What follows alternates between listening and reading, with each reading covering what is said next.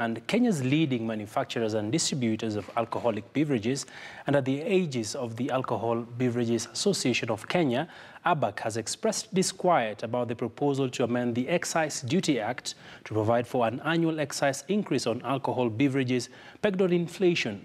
A statement from ABAC to Newsroom says that a more progressive view from the industry is what Parliament ought to have enacted legislation that commits at least 2% of the 140 billion shillings excise contribution by the alcohol industry towards enforcement by the Kenya Revenue Authority in order to nab counterfeits and illicit brews.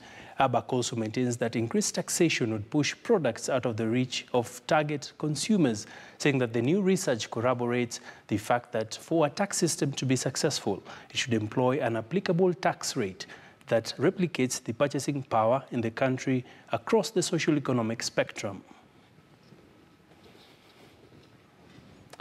Treasury has moved forward with a radical proposal to increase tax on betting by seeking to implement a 20% tax on winnings payable by any winner of the proceeds of a bet, with the betting company expected to pay an additional 15% tax of the winnings to the exchequer.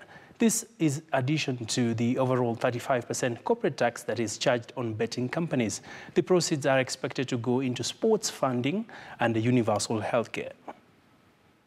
We have changed the taxation for betting and gaming from the 35%, which was actually directed to the betting companies, to also have the winners to pay a 20% tax, and then the betting companies pays 15%.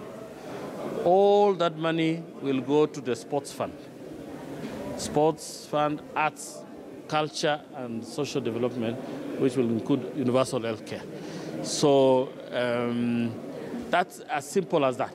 There is nothing. So if you bet and win, know that you will give the exchequer 20%. So if you win 100 shillings, you will go home with 80. 20 is for exchequer. And then the betting company also pays us that separately at 15%. Well, indeed, not some good news there for betting enthusiasts, especially now with the World Cup ongoing. Well, to more news now, members of the public, civil society and stakeholders